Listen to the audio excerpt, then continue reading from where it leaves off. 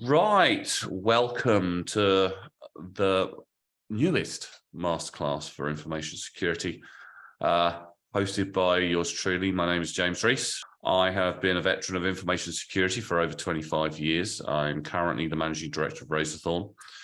I've worked in all facets of information security, from consultancy through to sort of like directly with organizations as a CISO, security managers, analysts, that kind of thing throughout most of my career.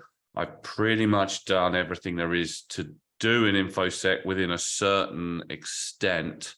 There are a few areas that I haven't touched, which are relatively new. Funnily enough, I may even start talking about a few of those today in the first half of this particular masterclass. As per usual, the masterclass will come in basically two segments. The first segment is more really geared towards yourselves as InfoSec professionals, maybe what you're going to experience, maybe something to do with the career itself, maybe how you do a bit of planning for your career, that kind of thing. The second half is very much geared towards one particular subject matter, where we talk about aspects of information security is more of an informational format. So, for instance, today we're going to be talking about incident response, a very important subject matter, which is very lengthy as well. But what I'll try to do is give as much as possible of knowledge transfer over to you guys, so you guys have got a good idea of what it is. In every situation, when it comes to the second half of all my masterclasses, I do urge you to kind of go and do a bit of your own research on the subject matters as well. There's a lot of difference of opinions on a lot of these things, and many of them are very much valid. This is just my particular input, my particular view, and without going into like many hours worth of discussion on the subject matter, I can't necessarily cover absolutely everything. For those larger subject matters, I may have subsequent masterclasses where we go maybe a little bit more deeper dive in. That's very much sort of kind of based on depending upon the subject matter. And as usual, at the end, we'll have a kind of question and answer session. Zoom does have a chat function, so please feel free to put any questions that you have in the chat. I will endeavor to answer them. If you have any questions after this particular masterclass, then please feel free to email us or get in contact with us via LinkedIn or something like that, and ask your questions independently, and we'll do our best to get those answers over to you as soon as possible. Right, so career path management. Okay. So the first half of this we're going to talk about your career in InfoSec. And one of the most important things to do, which I alluded to in the primer, was very much geared towards, kind of like your career path and understanding where you want to go within the information security discipline. There are millions of different permutations of InfoSec disciplines these days, far more than there used to be. Some of the more standard ones you tend to come across are things like people who want to become eventually CISOs. They tend to become security analysts, then security managers, and so on and so forth until they become CISOs. Some want to specialize very heavily in things like risk and governance, that kind of side of InfoSec, which is kind of where CISOs normally come from these days, at least. Then there's the more technical side of information security, or cybersecurity, as it's rather sexily called these days. It used to be called information security, or IT security, but hey, cybersecurity sounds so much better. Then you have things like penetration testing, which anybody outside of InfoSec normally has a good laugh over. Because I don't really understand what penetration testing means, but we'll go into some of that. And there's a whole plethora of other areas. Intelligence operative is one of the newer ones. So one of the things I advise for a lot of people when they first get into InfoSec is at least start for the first 4 years, maybe 5 years, being as general as possible. Now, when you first get in, you'll have a pretty good idea of whether you want to kind of start out in more of a cybersecurity side, the more technical side of security, or the more governance side of security. So, and that's how commonly people get in. People coming in from IT will predominantly come in from the IT perspective. Maybe they're developers, maybe they're network administrators. They could come from any part of that discipline. They will commonly become cybersecurity specialists first, and then usually, or not, maybe they don't, branch out later on. People who come from a more managerial governance side of things, the risk side, the finance side, legal side, they tend to start out on the governance side of things, and it's a little bit more difficult for them to branch out into the technical later on. The reason being is IT and the tech discipline, you tend to have to live and breathe it to really kind of get to grips with it and understand it. I mean, you can have a layman's terms of it, but becoming a full cybersecurity person, it tends to be a little bit easier if you're coming in from a background in IT rather than coming in from a background in a discipline outside of that space, because you'll have to spend a lot of time kind of getting to understand the technology. If you're coming in from being an administrator of that technology, you'll already have at least a pretty good knowledge of that. But nevertheless, for the first 4 to 5 years, I recommend you stay relatively general. And that means no matter whether you're coming in from that IT side or whether you're coming in from the non-IT side, keep it pretty standard, pretty average. Learn about governance, policies, procedures, standards. They are different. Make sure that you get to understand how they tend to be formatted, what's good content in them, what's not good content. Good example. A policy should always have authoritative statements. It should never have any ambiguity at all. You will do this. You will not do this. If you do this, this will happen. If you want to do something outside of what we've said, then ask. And if there's ever a situation where you need to do something outside the purview of this policy or that goes against this policy, ask as well. Ask for permission to do so. Governance, it kind of, when you're learning about it, it covers that whole managerial side, the operational side, the kind of side where you'll be assessing risks, you'll be undertaking security awareness training, you'll be advocating things like compliance for things like PCI DSS, ISO 27001, HIPAA, whatever it may well be. Some of those compliance, like PCI DSS, are very heavy on the technical side of things. It doesn't mean you have to be technical. It usually helps if you do know a fair bit, though. Once you've kind of gotten that governance piece, it's a good idea to understand the general idea behind IT, what firewalls are, what endpoint security is, what IDS IPS is. Understand the concepts of the tools of the trade that you have within a technical infrastructure to help secure that infrastructure. Now, last week we discussed defense in depth, which was a pretty popular subject matter. A lot of those components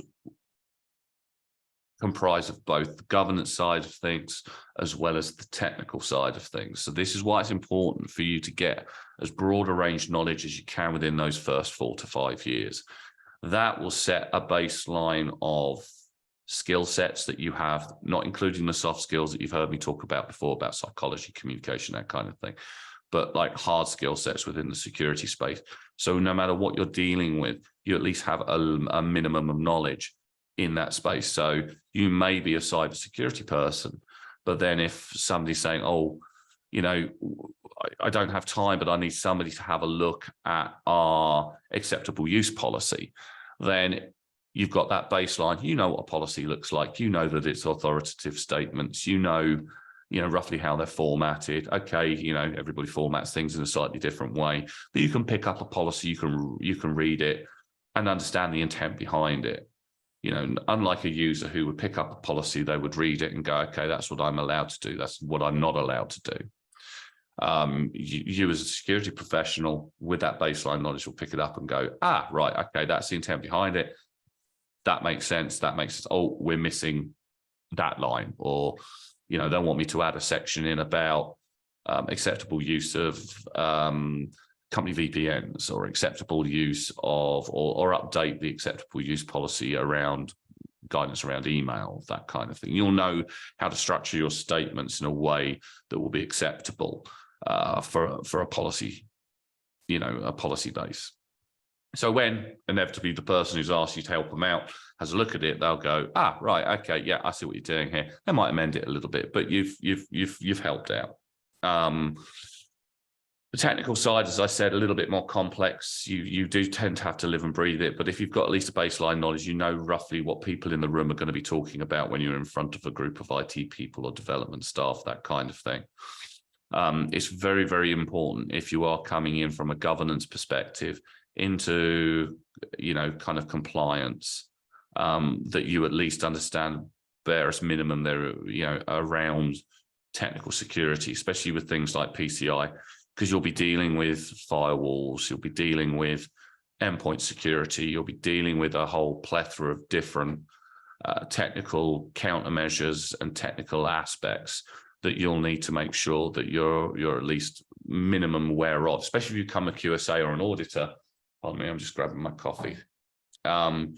Who, when you're assessing this kind of thing, you need to know what you're assessing. There's no point of you going in to assess a firewall rule set if you don't know what a firewall rule set looks like, or what it's meant to be there to achieve. It's important, very important. Once you've gotten those 4 or 5 years and you've got that baseline, that's when I urge you to really seriously consider, where do you want to go? Where do you want to specialize? Some people will specialize in pen testing. Some people will specialize in Windows-based environments and securing Windows-based environments. Some people, Linux-based environments, if you're in the cybersecurity side of the fence. Maybe cloud environments is your thing. On the governance side, it might be, I want to become a CISO, as we said before, and you'll look at the path to go down to become a CISO. The reason why I say, in the next 5 years, kind of try to concentrate as much as possible, is that there's very different sets of certifications that you may need in order to progress yourself through your career. Now, I personally, I see the need for certifications to prove a minimum level of standard. Do I like them? I think it's very contentious. I know a lot of people with certifications in this space that, I look at and go, how the hell did you get that? Nothing of you that you've said has led me to believe that the subject matter. It's unfortunate, but it's true. But they are very good when you're going for jobs and when you're going for roles. So very barest minimum standard of InfoSec I would shoot for if I was starting my career out anew from the beginning, or I was looking to traverse into this career. Most definitely a CISM or a CISSP. I personally would go for a CISM. It's a more managerial level of certification. It's not quite as large and difficult to learn as maybe a CISSP. I did my CISSP many years ago, and I did my CISM as well.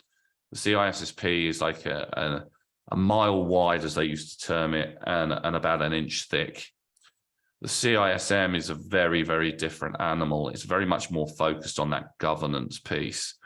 And if you are looking to become any kind of leadership role in InfoSec, then the CISM is normally the one that you probably want to shoot for. You can go for both, some people do, but to be totally honest, whenever you look at the job boards where they outline minimum levels of requirements, it's usually either a CISP or a CISM. They're bundled together. So in my opinion, go for the CISM. Another certification I would strongly recommend anybody go for is an ISO 27001, either lead implementer or lead auditor. It doesn't matter which one, again, you go for, unless you're looking to become an actual auditor Obviously, if you're becoming an auditor, you'd go for lead auditor. But you can go for lead implementer as well if you're looking to just implement, ISO 27001 within an organization, or, that's what you're looking to achieve within your organization. Why do I say ISO 27001? Well, ISO 27001 is pretty much a standard recognized security certification across most business sectors at the moment. Yes, you have specialized things like HIPAA and PCI DSS, but they're kind of hyper-focused. HIPAA being healthcare records, PCI DSS being credit card details, be it payments, transmissions, whatever. Once you've got that ISO piece, once you've got that CISM, you're pretty much geared up for anything that InfoSec can throw at you until you get to the technical side. When it comes to the technical side, there are so many certifications for so many different aspects of technology, I can't even begin to list them here. You've got ones for Cisco, you've got ones for Microsoft, you've got ones for Qualys. The list is almost endless. But what I would look to do is to look to get probably the most recognized within your particular field. So if you're going for like pen testing, for instance, your ultimate goal should be kind of Crest, Check, Tiger, something like that. If you're looking at just kind of being an engineer for one specific technology, most technological areas will have a certification process that involves some level of security. So look to go down that route. The only advisory I'll have there is watch out hyper specializing in one particular field of technology. Technology eventually does become obsolete, and you don't want to find yourself, doing well and having fun for, say, 20 years, only to find one day, boom, suddenly your technological space becomes a dead end or dies off or gets replaced, and you haven't really done anything else, because you could find yourself in a situation where, you have certifications that aren't really valued. Hence why it's important to get that baseline at the beginning. What you tend to find as a bit of an interesting one, around about year 9, year 10, some security professionals go through a little bit of a kind of midlife security crisis and want to change. By doing your baseline, maybe they've been in cybersecurity for the whole 10 years. They're like, you know what? I'm tired of messing around with technology. I just want to kind of deal with the process side of things and kind of just get on with that. If you have that baseline, it's a lot easier to do that. Obviously, you'll have all that cybersecurity skill sets. So you'll be hopefully able to deal with that quite significantly. But then what you should really do is sit down with yourself again and go, right, okay, I've done my cybersecurity thing. I want to go into governance. What do I need to do? Kind of what you did in year 4 or 5. Okay, but redo it again and then follow that same suite. Now, again, if you've got your CISM and you're an ISO 27001 lead auditor or lead implementer, that transition is really simple and easy, say from technology to governance, because you have those certifications. Hopefully, obviously, you've maintained the CISM and what have you. Maybe the PCIP for PCI if you want to become a professional, or a QSA if you become a QSA. But you can transition in a very simple and very easy manner. Still takes a bit of time. You're not relearning your skills entirely. You're just kind of changing your focus. Now, some of the career paths that I've seen recently are things like ransomware negotiator, intelligence analyst or officer. These are kind of the newer ones. I mean, intelligence has been around for a little while, but all of these are valid career paths for you to take. Once you've got that baseline and once you figured out whether it's IT, not IT, or a mixture of both, because some people just kind of stick with both disciplines. When you're going down your career path, make sure every turn that you take, you do a little bit of recertification on yourself and say, right, what do I need to achieve? How do I need to achieve this? Because certifications do change. CISM has been around for donkey's years. I don't think that's going to change anytime soon. But definitely with the technical ones, because technology does get replaced. and overall enjoy it. You know, there's a million different careers in this space. I've met information security people who traditionally aren't really technically information security people. They're lawyers who've decided to specialize in cybersecurity law. Fascinating area of interest. I've also known people who've started out as information security professionals and decided to go and do a career, do a degree in law, and become cyber lawyers, cyber solicitors, people who specialize in cyber law. Also things like auditors. I myself am a PCI DSS QSA. I have been for many, many years for my sins. I'm a lead auditor. I've been a lead auditor for many, many years. Do I like audits? They're a necessity, and the paperwork can be horrible, but I do like the consulting side where I'm helping people kind of follow that journey down from non-compliant to compliance. No, this is a very special type of person who likes paperwork and enjoys filling it in, I'll be honest. Anyway, that's about the career path, career management. Any questions on that, chuck them in the chat or get in contact with me separately and we will cover what we need to cover. It's a bit of a confusing mess when it comes to career, but just be careful what you choose. Don't, as I said, hyper specialize, because you could find yourself out of a job in a few years. Okay. Now we're going to talk about incident response. There are a few disciplines in information security that I think are absolutely critical to learn outside of those soft skills. One is risk management, which I'm not going to cover today. The other one really is incident response. It is absolutely critical for you to understand what it is, how to do it, and to practice it, and to learn as much as you can about it. Why? At some point in your career, you are going to deal with an incident. It will hopefully be a minor one. Maybe it'll be a mid-sized incident. God forbid if it's something really, really bad. I have dealt with hundreds of incidents in my career, and trust me, in 25 years, and especially sort of in the first 10 years of my career, when the internet was a wild and interesting place, and us security people had very few technical tools to regulate what was going on within an environment, I had to do a lot of incident response. And I learned a lot from doing it. Incident response is a fact of life when it comes to information security. And it can really kind of, to any employer that you have, bring you into the spotlight and really make them pay attention to why security is important. Because if you get your incident response right, quite often they will then kind of sit there and go, well, actually, maybe I haven't taken security as seriously as I've needed to, because, Jim or, Nico or Rivers just saved my bacon, saved my company's bacon from getting into some serious trouble.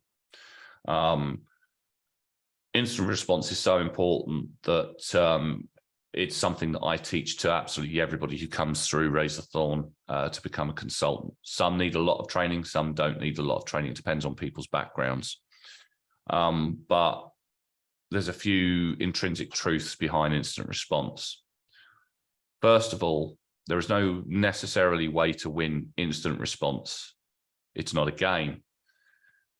When you're invoking incident response, an incident has occurred. It's already happened. You're already probably experiencing the fallout. Occasionally, you might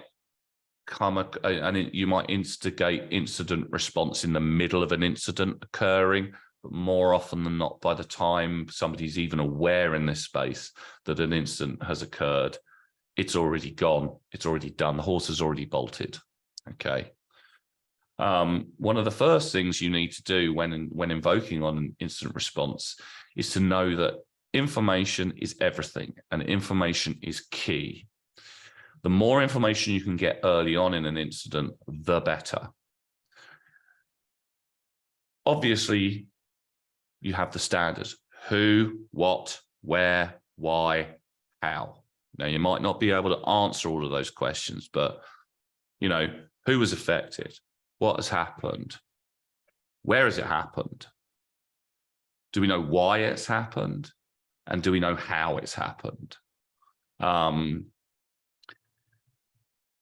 Getting initial data sets can be sometimes kind of challenging. Bear in mind that people that you're interacting with, if it's, say, a technical incident that's kicked off, someone's hacked into your system, or you're being ransomware, you have to remember a lot of people are going to be panicking at that moment. There's going to be a lot of people, dare I say it, filling their shorts. It happens. And there's going to be the intention to possibly do some off-the-cuff reaction, you know, shoot from the hip. Careful doing that for two reasons. One, when you're in a panicking situation, you're not necessarily thinking straight.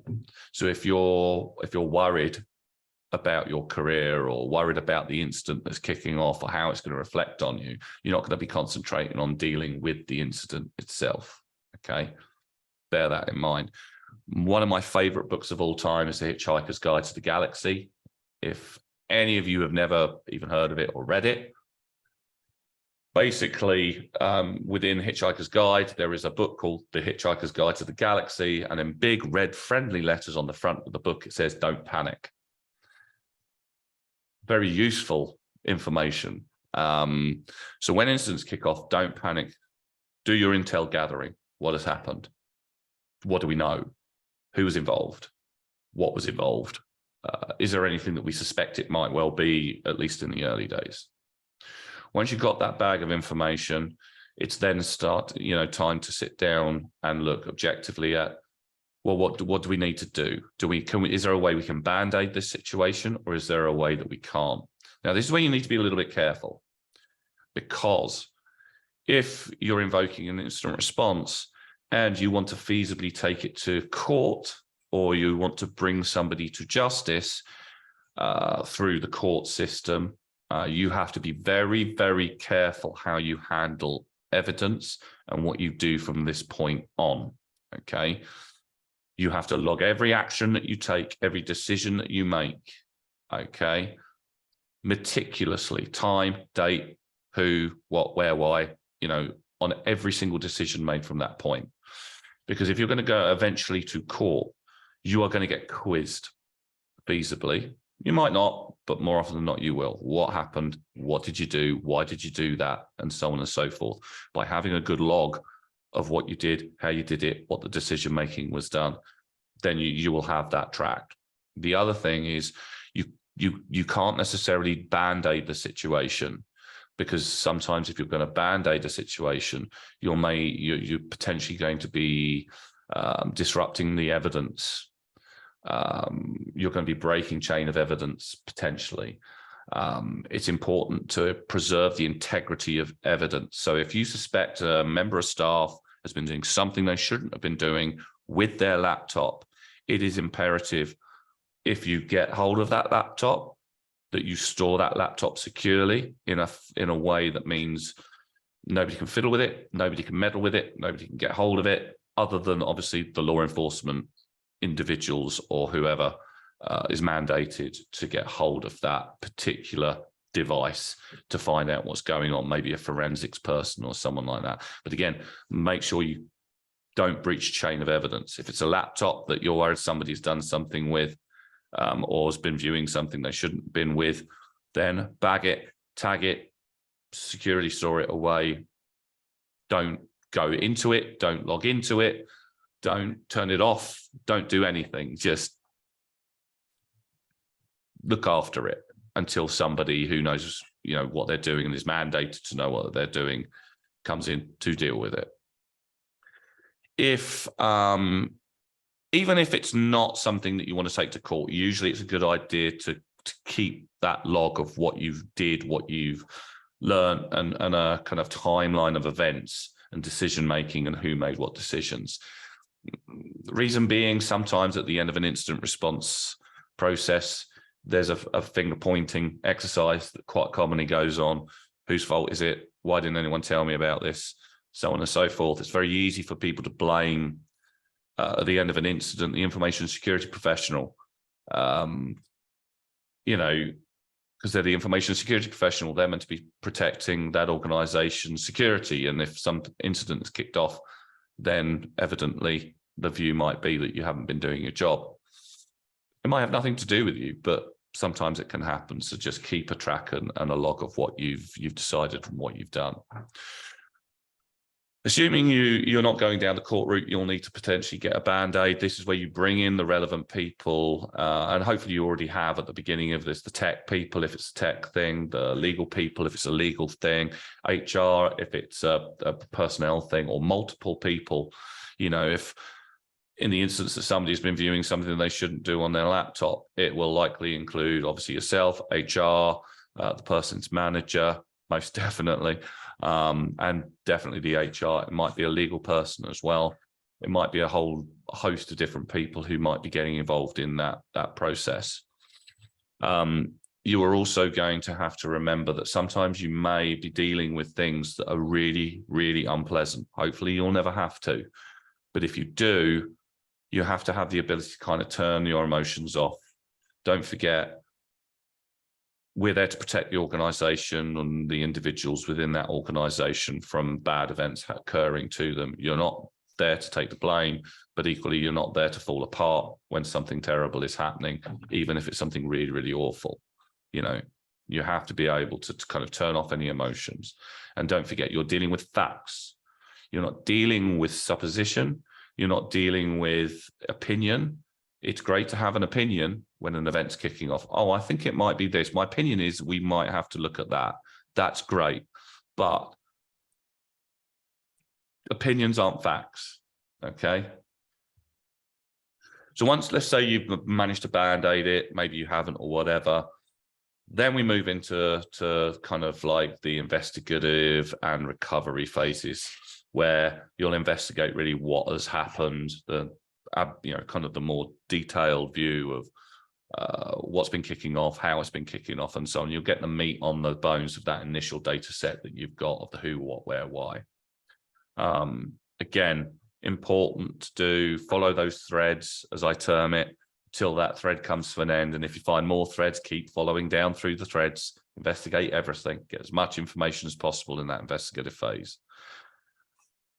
For the recovery phase, that quite often occurs afterwards. It can sometimes occur in tandem, depending upon the criticality of the issue and the incident that's kicked off. You know, when you're recovering, you're trying to recover back to the state that you were at, or nearly at the state you were at before the incident occurred. Maybe you're bringing in backups, maybe you're bringing up new pieces of kit, that kind of thing.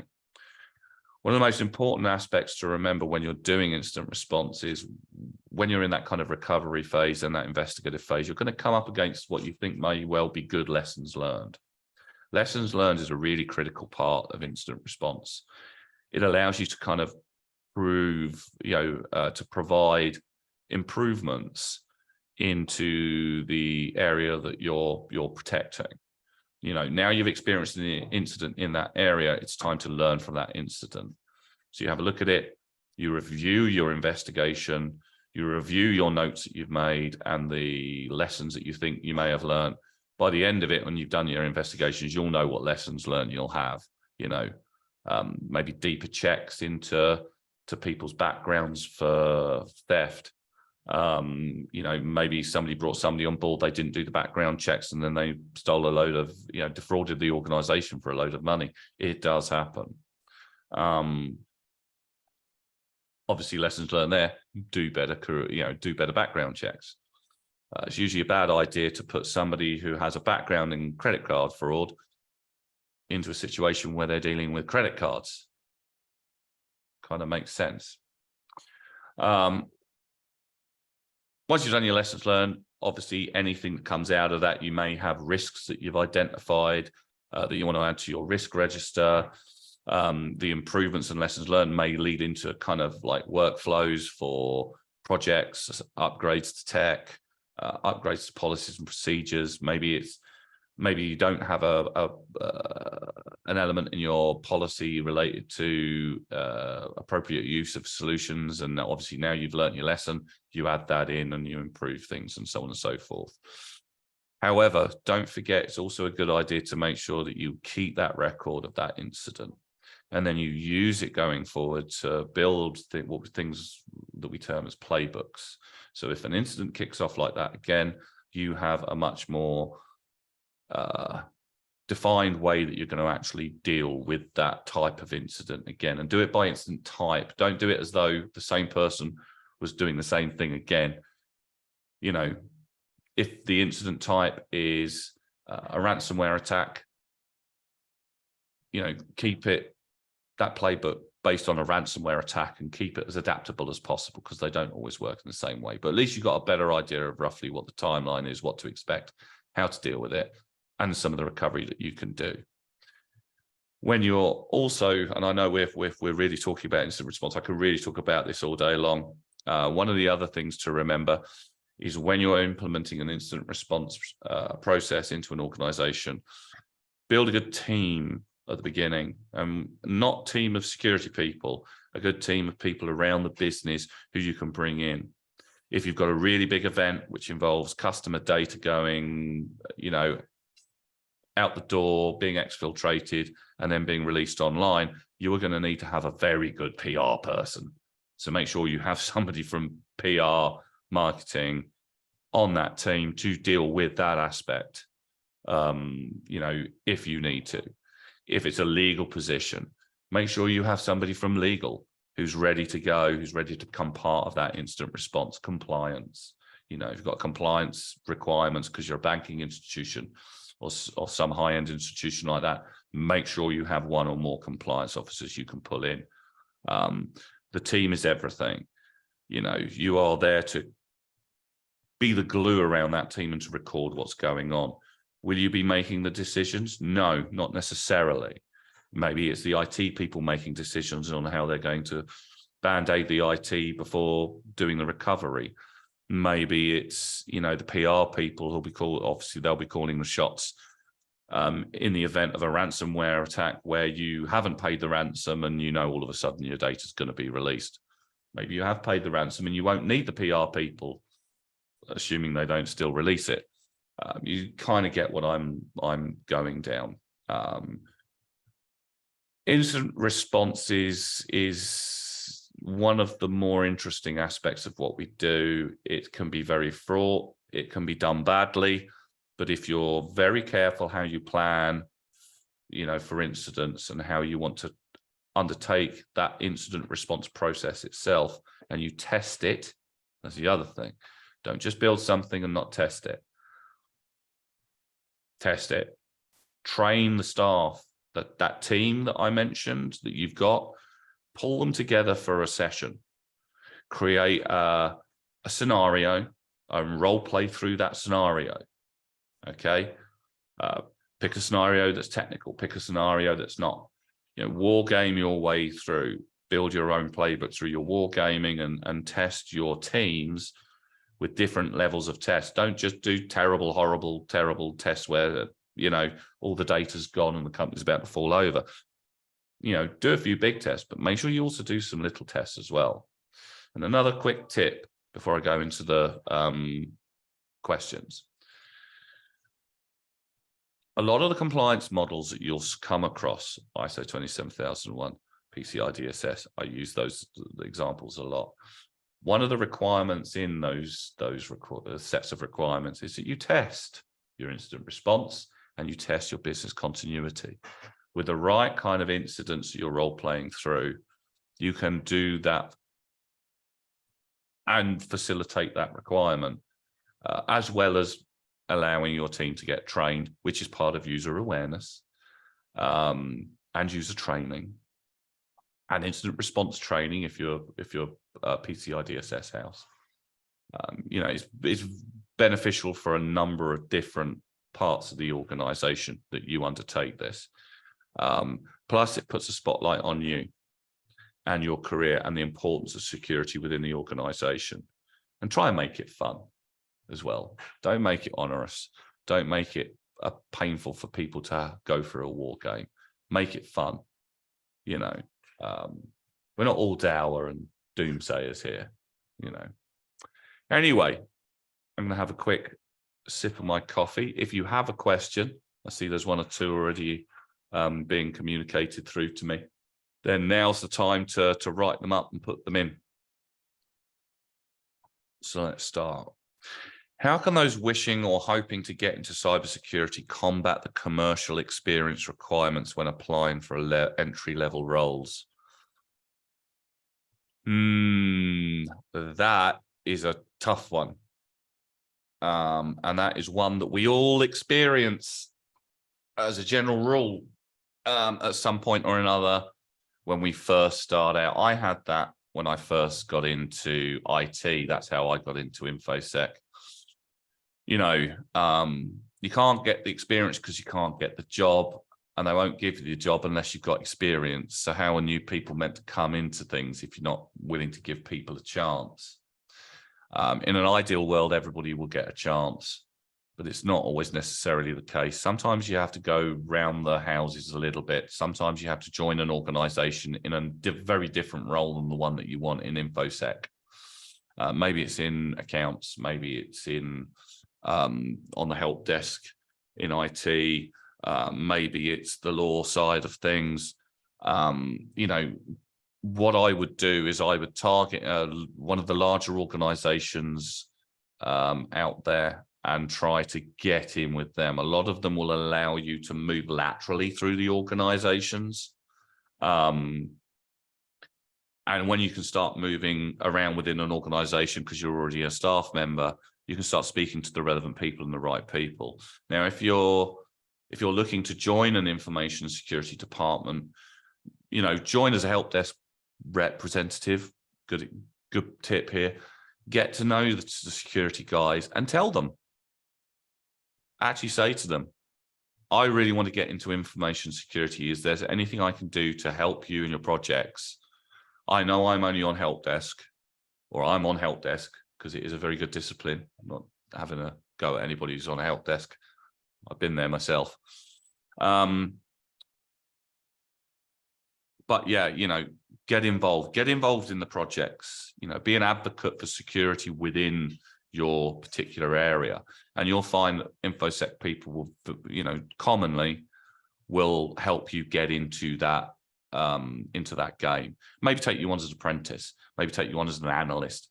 Maybe it's like, well, you know, Becca has been really helpful to us over the last year in some of the problems that we've had and the incidents that we've had, you know, liaising with the staff. We'd really like to bring her on board to help us with future information security projects. Once you get into it, it's reasonably easy. And I suppose the only other way to deal with it is perseverance. And there are techniques you can do. Again, learn psychology, learn communication, where if you're in an interview and you get asked that tricky question, there are ways you can kind of impress people in that interview that it means that they'll look past the fact that you don't have any commercial experience. Okay. Now, a bit of a tip here as well. Okay. My first ever job was a recruitment agent. Yeah, I know. I was one of them. And if there's any recruitment agents watching this, I apologize for what I'm about to say. But I learned more about getting a job when I was a recruitment agent for the brief period that I was a recruitment agent. But one of the things that I learned, and there's a few things I learned. First off, if you don't hear from the recruitment agent within about 2 or 3 hours after going for an interview, you haven't got it. more often than not, you haven't got it. And if you try to call them and they're never there to pick up, or they say they'll call you back, but they never do, you didn't get the role. They don't have time to speak to people who can't get roles. Sad but true.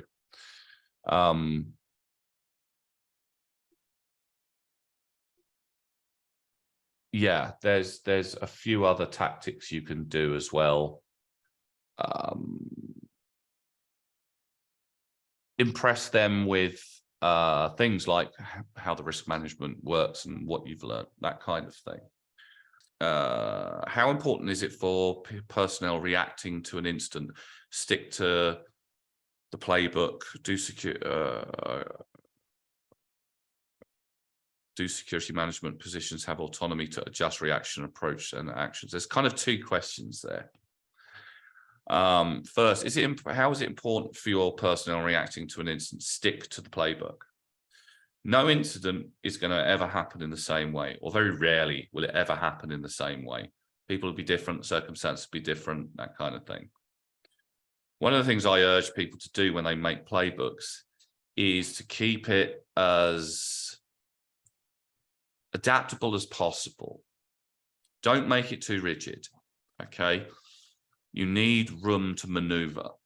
Don't feel bad if you're running through an incident that you've already got a playbook for that doesn't seem to be playing out in quite the same way. If anything, it's useful, because once you've kind of gone off piste from your playbook,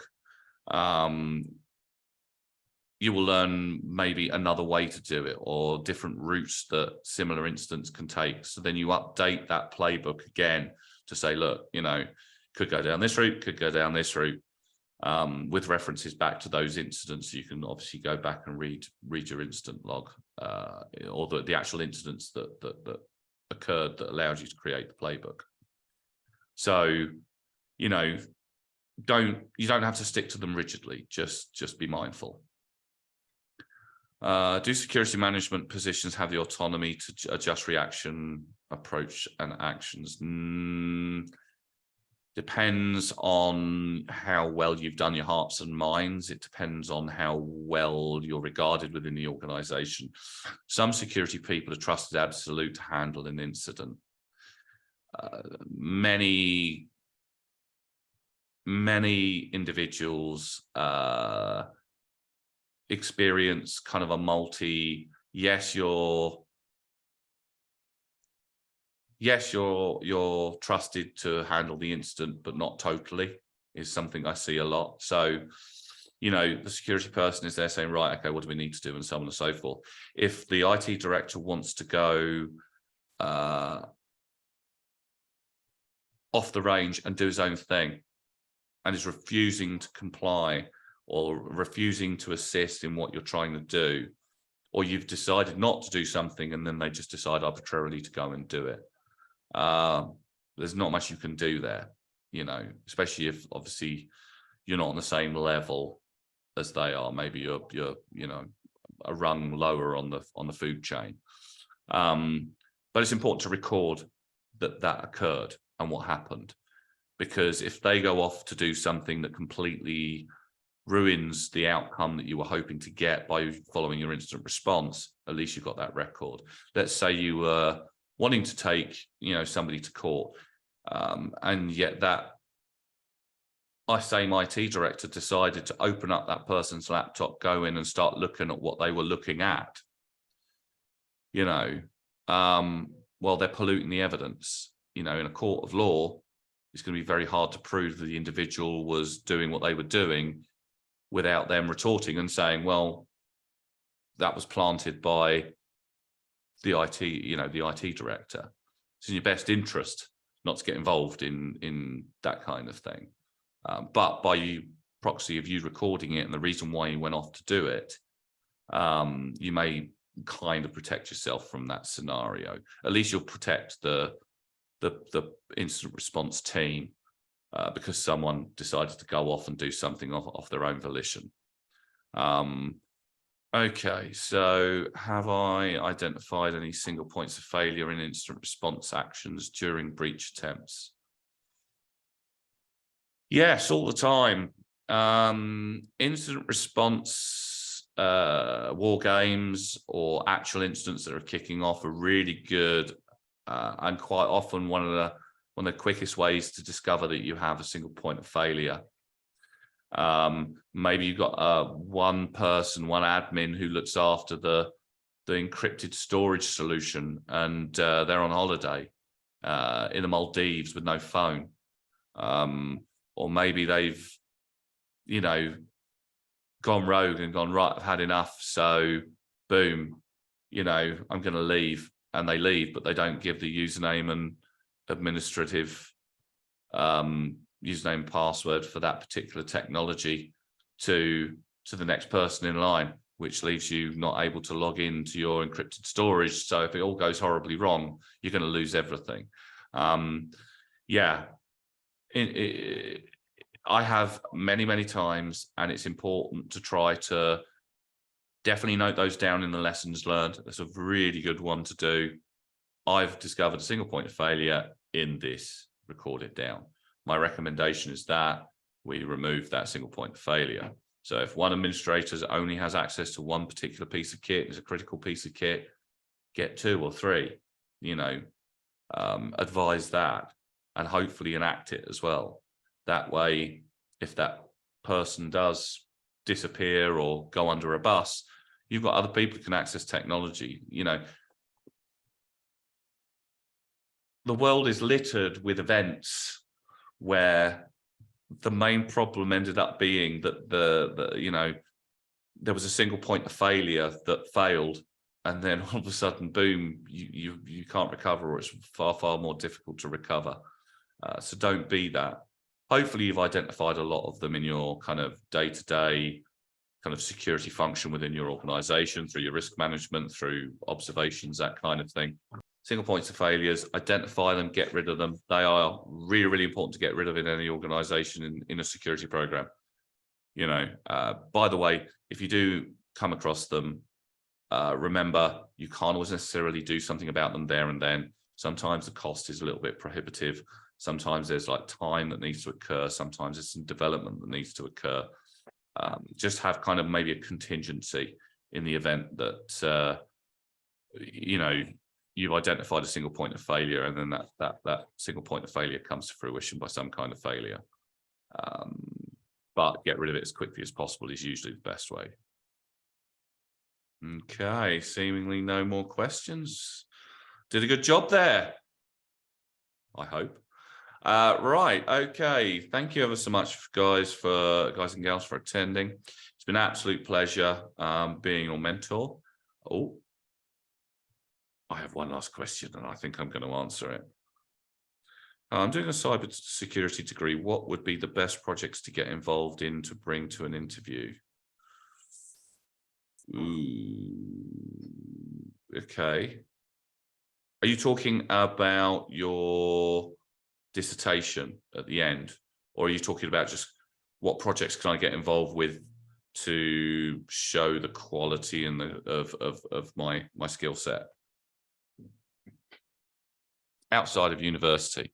Okay, that's a difficult one. Probably depending upon where you are in the world. So if you're American or European, a really good one is what we call the CSFI, the Cybersecurity Forum Initiative. Look on LinkedIn. It's under the CSFI. They're a bunch of security professionals who get involved in trying to assist in cybersecurity for shaping it for governments. I've been involved in the CSFI for a long time now, ever since pretty much year dot. I know Mr. D'Souza quite well, and I've met some pretty cool people there. I've gotten involved in some of the projects that they do. They do quite frequently run kind of like think tanks, think pieces, create frameworks, that kind of thing. And they're always open to people contributing. It is an American group, so remember that. But yeah, you know, it's a good bunch to get in touch, you know, in with.